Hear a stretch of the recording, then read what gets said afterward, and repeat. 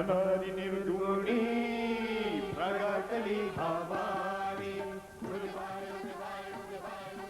अनादि निर्गुणी प्रगटली भवानी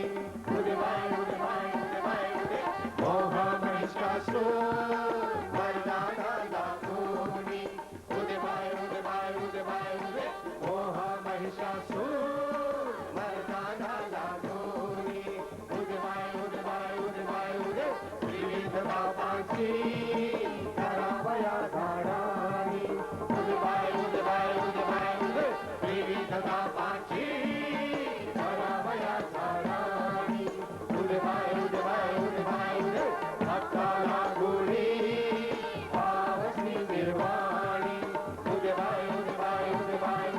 भक्ताला गुणी पावसनी निर्वाणी भक्ताला गुणी जोगवा मागे गायचा जोगवा जोगवा मागे गायचा जोगवा जोगवा मागे गायचा जोगवा जोगवा मागे गायचा जोगवा आई उले गांगे उले आई उले गांगे उले आई उले गांगे उले आई उले गांगे उले उले उले उले उले उले उले हो सारुणी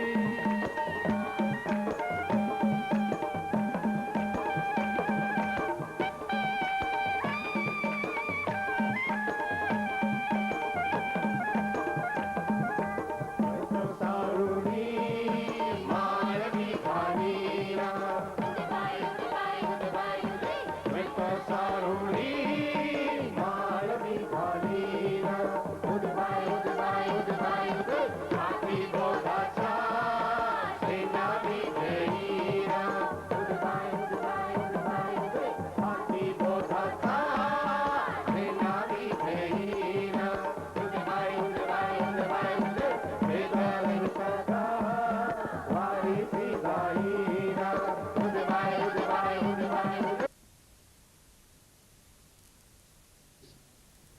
that merit is recognized.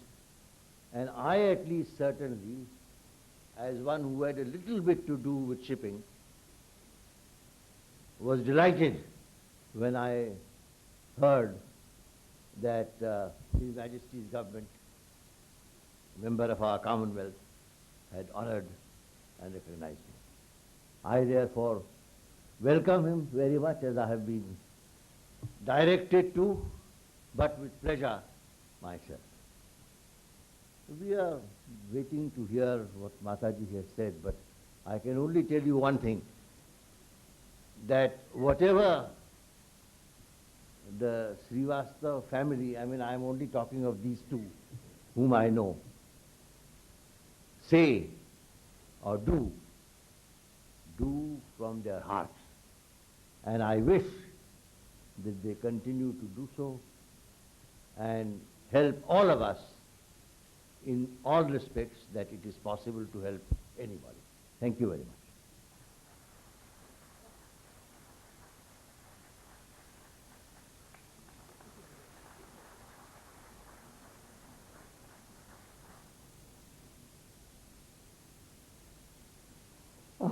I will now request Sir C.P. Srivastava, because we at least identify that he has gone through the same mill through which we are going. Of course, times have changed tremendously, and his words of wisdom would also help us. I'll request him to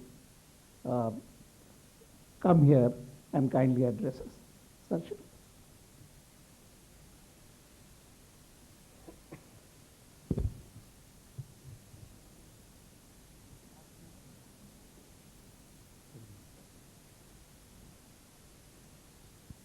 Shri Ranadev ji, Shri Govind Swarup ji, distinguished members of the Indian Administrative Service, honored guests, ladies and gentlemen.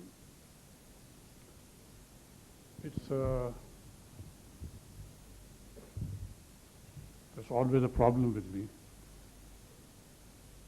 It's a great honor for me to be allowed this opportunity to say a few words to you about my own experience of SahajaYoga. And perhaps what I went through may be of some interest to the other members of the Indian Administrative Service in particular. I recall that very early in the 1970s, she began her spiritual movement, and she told me one day that by raising the kundalini of individuals, people could be transformed. And you know, being a bureaucrat, I took it with 2 pinches of salt. I said, how on earth can anyone transform human beings? Of course, I had no idea as what kundalini was, but she told me this is the inherent power in every individual which can be raised, and if it can be raised, then people get transformed. Now imagine me in a dilemma. I said, I don't know, I have never seen anyone transformed. I have worked very hard, I have been a good model, but I have not succeeded in transforming anybody. So honestly, I tell you, I didn't quite believe it in the beginning. Then she persisted, she went along by herself. I gave no support to her at that stage. Then I got transferred to London. I got elected to a job there in UN as Secretary General of the Maritime Organization. And there something happened. I had taken up residence in Surrey, little outside London. I used to commute. And we were together there, my wife and I. And one day, when I returned home at about 8:30 p.m., I went in and went to drawing room where usually she would wait for me. And there I saw a young man in his late 20s sitting on a sofa. He was a white-skinned person reading a newspaper. And I was a little amazed. I said, who is he? Why is he here? Anyway, but what bewildered me was the fact that he was wearing my clothes. So I said, there's something wrong with me. I'm seeing an apparition. But anyway, I retraced my steps, came back to her. She was in the kitchen. And I said, now, do I see really what I see? And she explained to me. Then she explained to me, she said she had gone to Piccadilly Circus. There she saw a young man lying more or less by the roadside, uncared for, apparently very sick. And so she said she went up to him and asked what the matter was. The young man said he was, there was no one to look after him. He was very sick, probably suffering from jaundice and a few other things, obviously under the influence of drug. But she felt somehow some compassion and said, okay, would you like to come with me? I can take care of you. And she asked him to hop into the car, which he did. And that's how he was brought to our house. Now, when he came home, he didn't have any change. What could she do except to say, okay, you go and have a bath. She gave him my kurta and pajama and said, now you change over. And that is how he was sitting in the drawing room wearing my clothes. So I felt reassured that nothing was wrong with me, that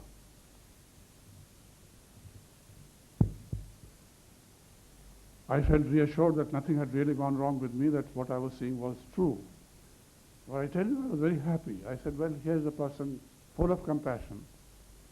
She is wanting to help a young man, and why not? It was at that point, at that stage. Then I began to see the miracle happening. She treated that young man with a great deal of care and affection and love and SahajaYoga, and the boy began to get transformed. He was addicted to drugs. He didn't want any drugs. His color changed. In about 3-4 weeks' time, he looked like a fine young man. And eventually we came to know that he was an educated person, an Australian, who was an engineer. who had run away from his house and country, taken to drugs in London, and was in a very bad way at that time. Now he stayed with us for about 2-3 months, but he became like a beautiful flower. And he was very anxious to get back to his parents in Australia. And we were very happy that this happened. And then I saw what SahajaYoga and what she had done to a young boy. After that, you know, my bureaucratic questioning mind ceased to function in that way. I began to accept there's far more to it in the world than mere administrative capability. There's something more, something higher, something spiritual. The boy went back. Can you imagine the delight of the parents who got back their lost son? Now that was the first instance. And then I said, no, I have been wrong. I should have known better.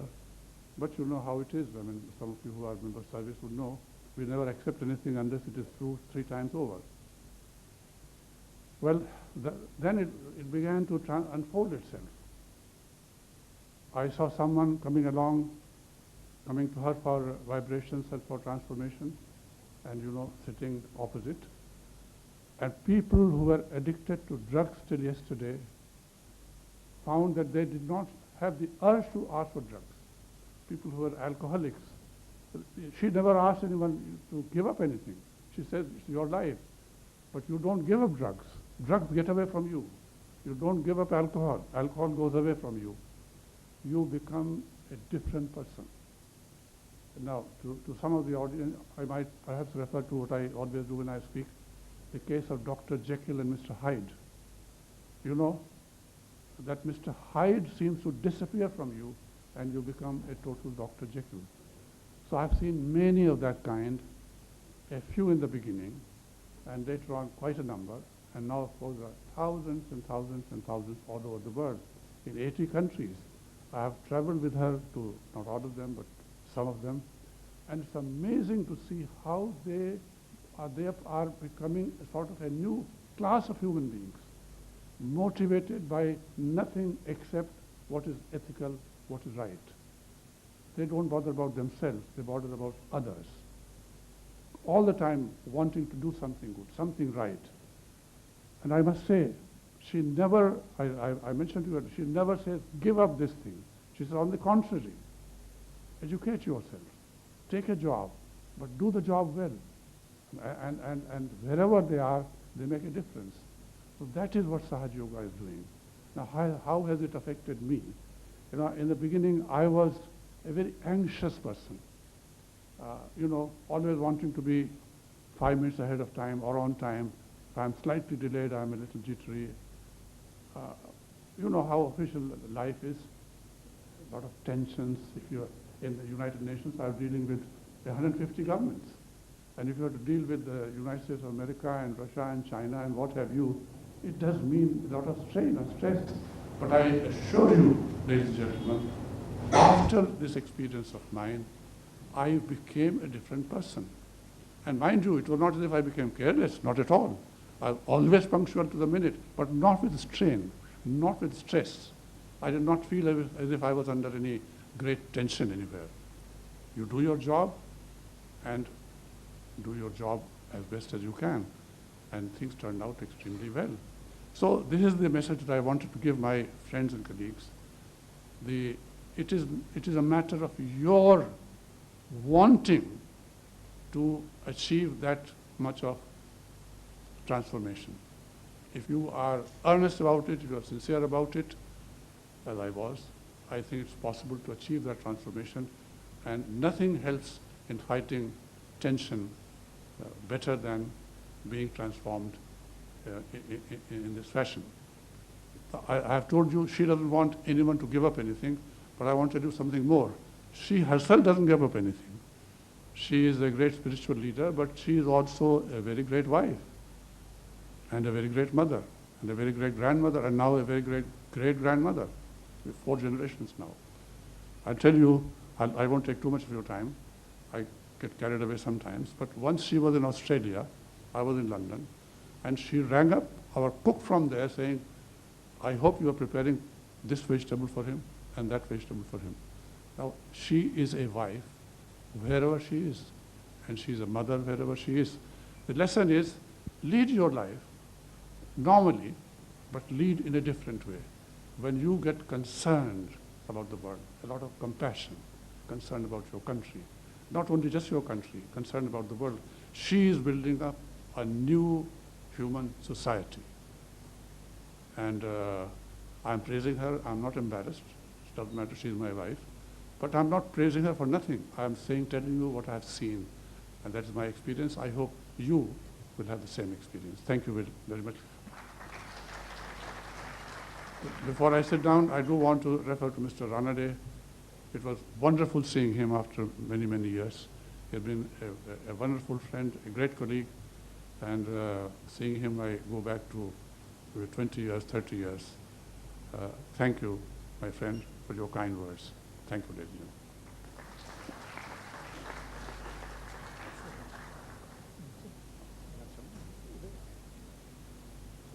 Sir CP just told us about the story of the young man.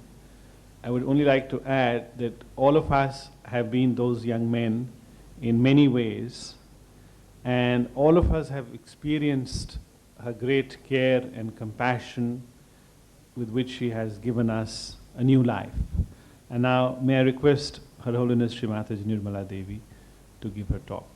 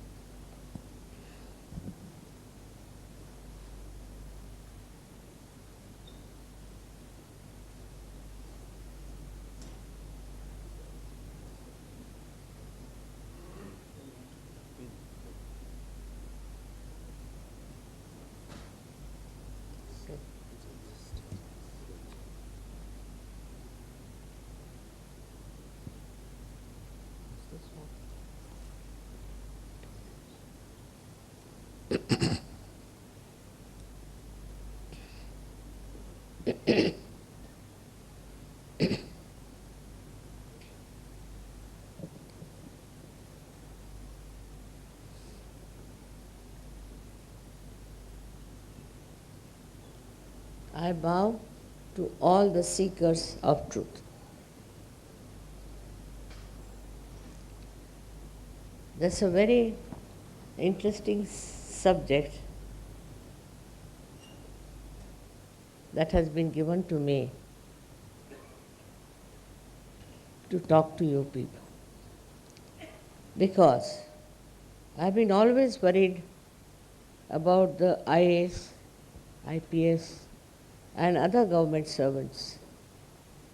Very much worried. Because I have known the kind of life my husband was leading, and I used to think if these new people who have come to these services, to the government service, we have to tell them the dangers that are ahead of them. Because we don't know what is the subtle system within us which works.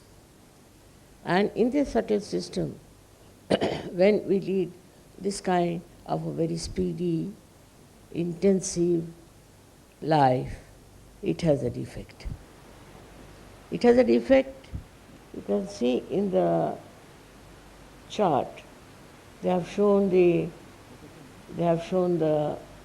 subtle system, which works it out. So we have a center here on the crossing of the optic nerve. This center is very important because we react with this. We react to everything. By this reaction, we create a problem within ourselves. And this reaction comes to us because we do not know how to go beyond the mind. Every time we are looking at something, we react. We look at someone, we react. But we cannot just watch. We cannot be just the witness. If we could be the witness, it will not have any effect on us. But we cannot be. That's the trouble when this center is very active. We call it as Y.B.Chavan. Where the two optic nerves meet. At the crossing point, this center is placed. Even Jung has said that you have to go beyond your thoughts, and that you have to become thoughtlessly aware. Even in our Shastras it is written that you have to have nirvichar samadhi, means without thought, and the another is nirvikalpa samadhi. Now even Einstein has said that you have to go beyond the mind to reach the torsion area, he calls. When he was searching for his theory of relativity, he found it was difficult. He couldn't find it. He got very tired. He went into his garden and was playing with soap bubbles like a child. Then he says, suddenly from somewhere else, it dawned upon me this theory of relativity. He calls it openly as a torsion area. And this torsion area we have to touch instead of ourselves thinking all the time and react. Because as a result of that, what happens, we should say? What happens is that our movement on the autonomous nervous system goes to the right side. The right side is very good, otherwise a person looks very impressive, he can oppress other, he can be aggressive, he can be very systematic, all these things can be there. But it has a reaction. The reaction is horrible because this right side affects our liver to begin with. Now the liver is called liver because we live because of liver only. That's why it's called liver. This liver gets affected and there is no actually treatment, we should say, in the medical science for liver. They can replace it with a pig's liver or some liver like that. But otherwise, there is no way out. But we are the ones, we are spoiling this liver ourselves by creating tremendous heat in the liver. This special liver has got a capacity to absorb heat and release it into the bloodstream. And then, you see, it gets relieved of it. But when it is too much, when the liver is too much full of heat, then it cannot give up that heat. Then this heat start traveling upward. It can go to the right lung. It can go to the heart. Now imagine right lung means asthma. Simple thing is asthma. Then it goes to the heart. When there's a young boy, say of 21 years or so, up to that age, he starts playing cricket, tennis, and drinks a lot. Then he gets a massive heart attack. It's fatal, he cannot live. Then it affects, as I told you, other organs also. This heat goes to the pancreas, causing diabetes of a very serious nature, not of a mild nature, but a very serious nature. Then this heat passes down to the spleen. In the spleen, it gives you blood cancer. This is all possible for all right-sided people, I'm telling you. That's why I was worried that people who are, according to me, are the spine of our country. They are the spine of our country. They should not get out of life because of too much of strain and stress on their mind. Now then it goes to the kidneys. It coagulates the kidneys and you get kidney trouble, or you cannot pass urine and you have all the troubles there. Apart from that, it goes to the lower intestines and you get terrible constipations and all the problems of the constipation. Then also to the heart. At a later age, it comes. It goes on affecting, ultimately, your heart fails. Very early in age, I know of recently 2 people died of heart trouble who were at a very good position. This is very much worrying me, that how to bring them to close to themselves, to know themselves what the problem is and how to solve that problem. With this we understand that we react, by reaction we create such a heat within us. Apart from this, the other psychosomatic diseases, this is the, I'm telling about somatic, but the psycho disease which comes from your psychological problems come from the left side. Of course, I'll not deal with that now. But somehow, if you can move from right to the left, you are sure to get some psychosomatic trouble which cannot be cured by medical science, like cancer, AIDS, all kinds of these. So you are just preparing your body for that. In these modern times, the life is so full of struggle, speed. Now we were coming and there was a jam. Now you can't help it. I was very silently watching, now this is the jam. I have to reach late, doesn't matter. My husband normally would have been really in great trouble. He would have looked at the watch all the time, would have been, wow, where are we, what are we doing, this and that. But he was so silently watching the whole thing, I was amazed. Because normally he would be jittery that we are getting so late for a function like. Now, you see, once you get rid of this problem, is the easiest thing to live. The other day I met one gentleman who was transferred. He said, always whenever, he is an IAS officer, whenever I am transferred, mother, I used to be so jittery, such tension, such stress on my mind, Baba, what will happen, where will the children go, what will happen to the house, this, that, all problems would come to me. But what has happened to me and my wife, we don't feel anything now. We don't feel. We are not worried. We sleep very well. I said, that's what has to happen. All these things should not affect you. That's only possible when you can go beyond this mind, which we think mind is not such a good word, I should say, because it's not mental. It is, if it is only mind means the one which thinks. And that for them mental hospital is also mad people. I don't know how English language moves. It's difficult, you know. English language is very difficult to explain SahajaYoga, because in the English language, you'll be amazed that they call spirit. Spirit is the Atma, right?